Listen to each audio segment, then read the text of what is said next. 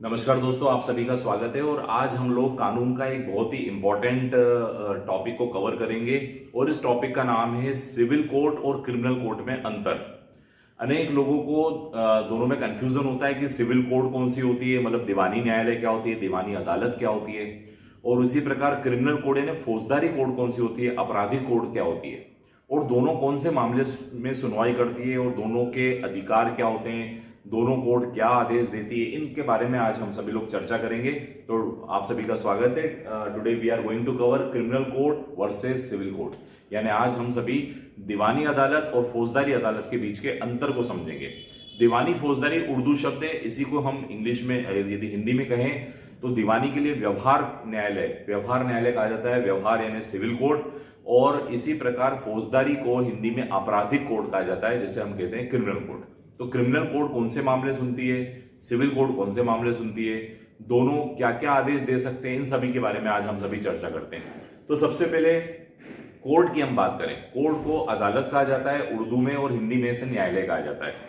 तो कोर्ट, अदालत या न्यायालय तीनों एक ही बिल्डिंग का नाम है, और इस बिल्डिंग में न्याय निर्णय का काम होने वाला है। न्याय निर्णय मतलब जस्टिस डिलीवरी सिस्टम, यानी लोगों को न्याय दिलाने का काम होता है। यानी जो समाज में मतभेद होते हैं, जो विवाद होते हैं, जो डिस्प्यूट्स होते हैं, जो भी वाद विवाद है, उन विवादों को सुलझाने के लिए राज्य ने व्यवस्था कर रखी है। उस व्यवस्था का नाम है न्यायपालिका। और न्यायपालिका में जो कोर्ट्स रहती है, कोर्ट रूम जो रहते हैं, इन्हीं को कोर्ट, अदालत, न्यायालय कहते हैं। और इनका काम होता है विवादों को हल करना, यानी समाज में होने वाले डिस्प्यूट्स को सॉल्व करने के लिए न्यायालयों की स्थापना की गई है।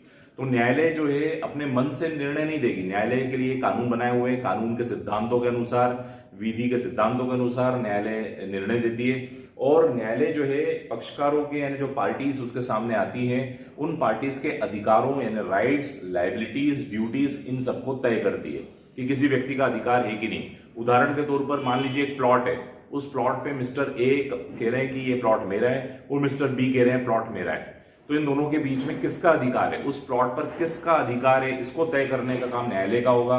न्यायालय सबूत, साक्ष्यों के आधार पर निर्णय सुनाएगी। तो न्यायालय वह प्लेस हो गया जिसमें विवादों को सुलझाया जा रहा है। तो अधिकारों का निर्धारण करना। कर्तव्य की यदि हम बात करें तो एक व्यक्ति ने किसी से रुपए लिए और वो नहीं लौटा रहा है, और एक व्यक्ति ने सूट फाइल किया कि ये व्यक्ति रुपए नहीं लौटा रहा है, तो क्या उसका कर्तव्य था, क्या उसका दायित्व है रुपए लौटाने का? ये सब बातें जो तय करती है वो न्यायालय तय करेगी। न्यायालय को ही अदालत अथवा कोर्ट कहा जाता है। अब न्यायालय मुख्यतः दो प्रकार की है। विवाद, चूंकि विवाद अनेक प्रकार के, तो विवाद विभिन्न प्रकार के, तो इसलिए अदालतें भी दो प्रकार की हो गई। तो विवादों को जिस प्रकार से दो भागों में क्लासिफाई किया जाता है, जो डिस्प्यूट होने वाले हैं, जो झगड़े होने वाले हैं, जो विवाद होने वाले हैं, वो मुख्यतः दो भागों में क्लासिफाई किए जाते हैं। और इन दोनों की हियरिंग जो होती है वो भी न्यायालय में होगी, तो इसलिए न्यायालय भी दो भागों में क्लासिफाई हो जाती है। तो एक होती है सिविल और एक होती है आपराधिक, जिसे हम व्यवहार अथवा फौजदारी कहते हैं। यदि हम सिविल और क्रिमिनल में डिफरेंस समझे, सिविल कोर्ट और क्रिमिनल कोर्ट में, तो हम इसे समझ सकते हैं कि जितने भी प्रॉपर्टी के मुकदमे होते हैं, प्रॉपर्टी के ऑनरशिप, कब्जे के मामले, ऑनरशिप के मामले, लेन देन के मामले, आर्थिक संव्यवहार, आर्थिक लेन देन, ऋण के मामले, ऋण यानी लोन के मामले, व्यापार के जो मुद्दे होते हैं, इन सब में धोखाधड़ी वाले पॉइंट्स को छोड़ के क्षतिपूर्ति या किराए को लेकर जो डिस्प्यूट है, ये सब सिविल वाद में आ जाते हैं। और क्रिमिनल में कोई व्यक्ति किसी को चोट पहुंचा दे, कोई व्यक्ति गाली गलौज करता है, कोई व्यक्ति जान से मारने की धमकी दे रहा है या अन्य कोई धमकी दे रहा है, ब्लैकमेलिंग कर रहा है, चोरी कर रहा है, लूट करता है, मानहानि करता है, तो ये सारे मामले फौजदारी अर्थात आपराधिक मामले माने जाते हैं।